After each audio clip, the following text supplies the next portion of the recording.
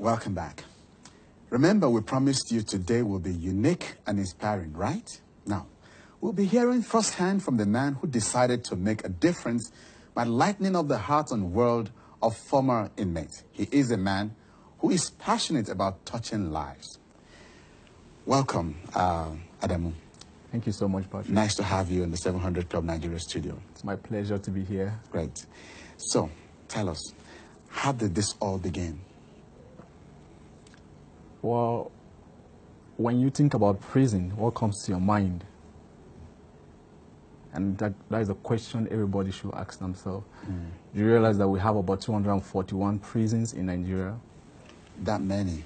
Do you know that we have about 75,000 people across this prison? Wow.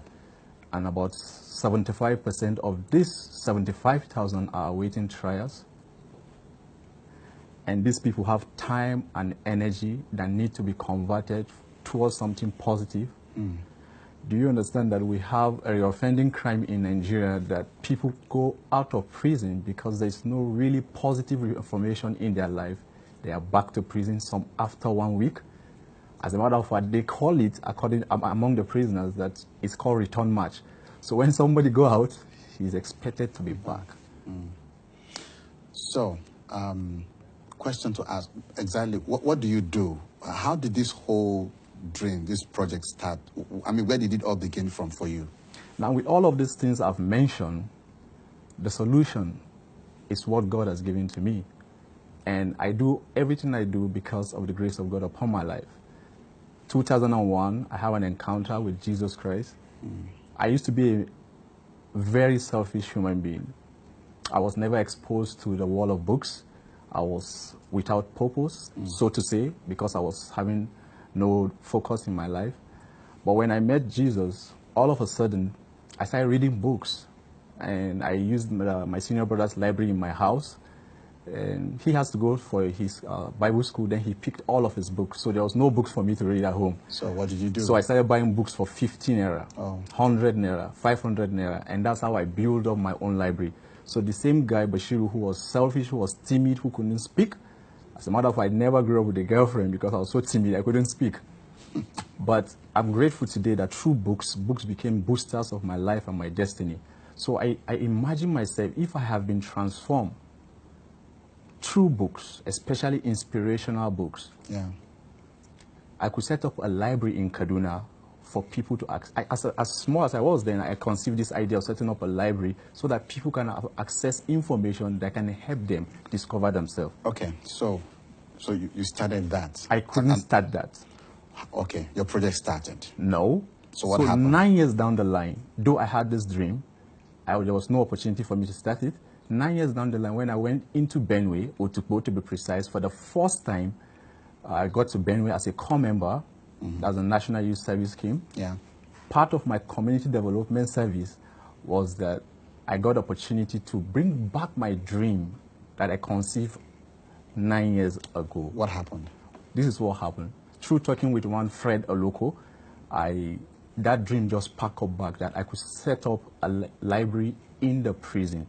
So it came like a flash, books in the prison. I was like, wow, this is it. Why books in prison? Because in prison, they have time, like I said, and energy. And if you don't help them to utilize this time and energy towards positively to add value to themselves, when they go out, they come back. If they don't come back, as a matter of fact, they become danger to our society. Okay. So I set up the first library in Otukpo prison that was built in 1923 with motivational books, inspirational books, and it was a huge success. Okay, so how many prisons have you worked in so far? Right now, we're operating in 2 prisons. We just got approval to operate in the 3rd prison in Kaduna State. Wow. So by next month, we're hoping to kickstart our project in Kaduna prison. Okay, for how long now have you started this prison project? I started since 2012, so that's about 5 years now. 5 years now, yes. And you're already benchmarking the 3rd prison. Yes. So what has been the experience? What has it been like for you? I mean, so far? So far, it has been very, very challenging and also extremely inspiring. Okay, let's talk about the challenges first. The challenge that has to do with the fact that it's a new ground. As a matter of fact, I don't know how many people are doing what I'm doing in prison. And remember, Jesus, my Lord and Savior, said, I was in prison. I did not ask you to come and preach to me. I was in prison, but you did not visit me. So I keep telling people that there's a difference between visiting and preaching. When we visit, we pay attention. When we visit, we listen. When we visit, we think about the welfare of the people who are incarcerated. True. Can you believe that we've paid fine for 3,000 naira? We've paid fine for inmate for 10,000, 15,000. Total, we have paid fine of 39 inmates whom have gained their freedom and are out of the prison. Okay. So the challenges are, it was not easy for the prison authority to accept us. It was not easy for us to build trust between us and the inmate. And there was a time we were also looking for approval from the prison headquarters so that we can easily access other prison. Unfortunately, our proposal got missing like twice.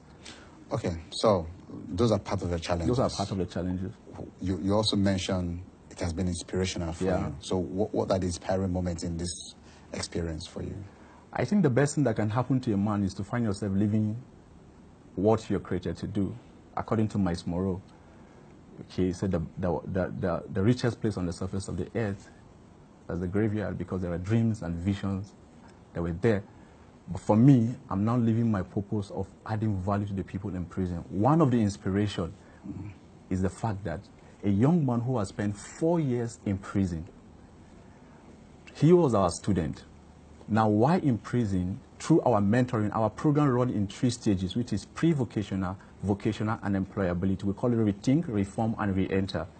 Okay, this guy passed through our class, learned tailoring in prison. When he came out, with our little support, he started his tailoring outfit under a tree, because we did not have money to... And today, as I speak to you today, he has rented a shop. He has 3 sewing machines. My pastor gave me a new machine to give to him. And he has 9 people who have paid him to learn tailoring under him. Oh, great. Bashir, yeah. I cannot thank you enough on behalf of our viewers. May the Lord bless you. Amen. May the Lord open more horizons for you and give you more access to do the good work you're doing for his kingdom. Thank you so much. I pray that he will empower you, and many more lives will be touched by the good work you're doing. Amen. God bless you. Thank you so much. Wow. 700 Club Nigeria. We'll be right back.